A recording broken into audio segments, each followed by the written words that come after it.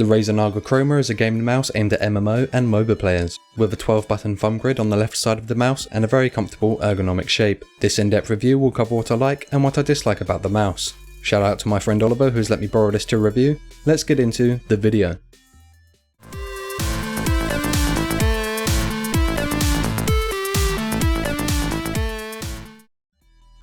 The Naga Chroma is a right-handed mouse and features finger rests on the right side. While this is comfortable, it does force you to grip the mouse in a certain way and can limit your range of motion depending on your grip style. The mouse is shorter than a typical gaming mouse, but also wider. Add this to the fact that the bump is raised towards the back of the mouse, it's pretty safe to say that this mouse is designed to be used with claw grip, which is what felt most comfortable to me. I have relatively big hands at 20 by 10.5 centimeters. I can palm grip this mouse, though it would definitely be more comfortable if my hands were a couple of centimeters shorter. I wouldn't recommend using fingertip grip on this mouse, as the side buttons require a firm grip to press consistently, and the finger rests are comfortable but don't provide the best grip. Also, the mouse weighs in at roughly 105 grams without the cable. On the base we have the mouse feet, which glide well and doesn't scratch the mousepad if you press down with some force. The Razer Naga Chroma's sensor is secured in place tightly, eliminating the risk of sensor rattle and the performance issues that come with it. However, there is some rattle on the scroll wheel. The mouse shell feels solid and has a nice matte texture. The build quality feels slightly better than the DPI Chroma, but not quite on par with the Logitech G403. It has a 2.1 meter braided cable, which is very flexible, though I would always recommend using a mouse bungee. The cable also has a gold plated USB connector.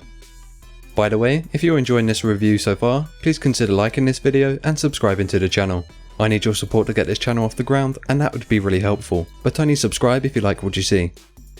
The Naga Chroma features 19 buttons, including the scroll wheel, which also has left and right functionality, 2 DPI buttons, the left and right click, and 12 side buttons on the left side of the mouse. Here is a quick sound test.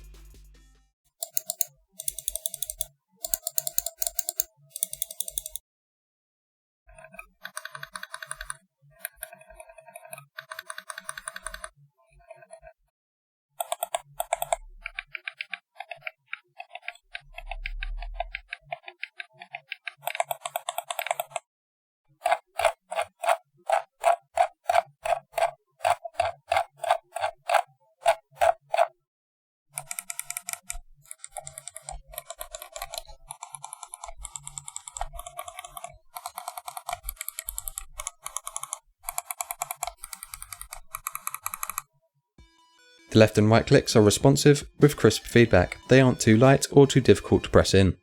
The DPI buttons are the lightest buttons to press and provide soft feedback.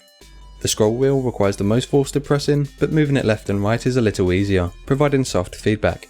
The scrolling isn't the smoothest and is louder than most other scroll wheels, but it does have distinctive steps and the left and right functionality. The main selling point for this mouse is the side buttons, of which there are 12. These are intended to be used as hotkeys for MMOs or MOBAs, though just like the other buttons on the mouse, they can be reprogrammed for any game, assigned macros, and can even be used for shortcuts in Windows.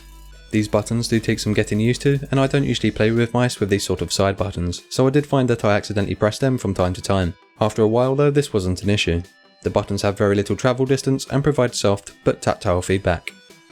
The official software is Razer Synapse, which requires you to sign up with an email address. Once you've gained access to the software, you can begin creating profiles for your mouse. From here you can reprogram the buttons and set up shortcuts. You can change the DPI, having up to 5 custom options. You can also adjust the acceleration and the polling rate. There is also surface tuning, which scans the surface of your mousepad to better understand its material. This can help improve sensor tracking accuracy, and so I'd recommend using this. This also allows you to adjust the lift-off distance.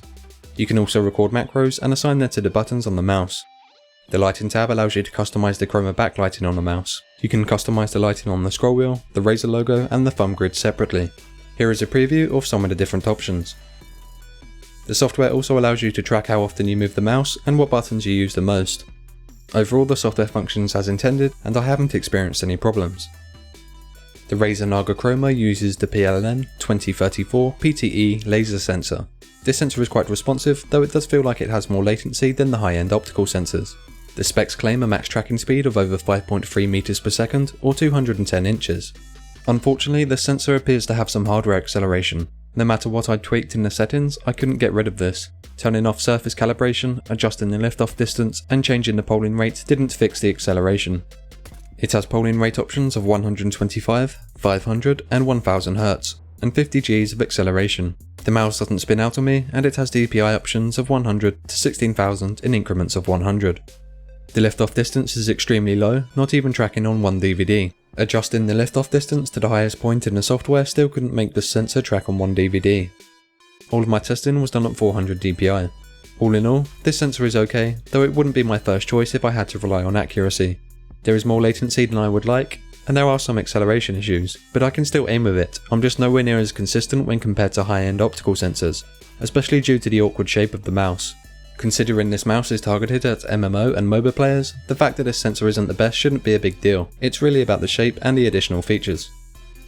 To conclude this review, the Razer Naga Chroma is a great MMO and MOBA mouse. It has a really comfortable shape, though it's probably most ideal for claw grip, and you won't have as much range of motion as you would with thinner mice.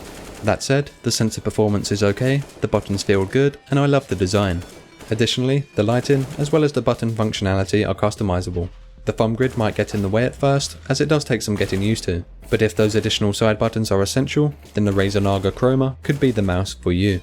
I hope this review has helped you. If you plan on buying this mouse and want to help support the channel, I have put Amazon links in the description below.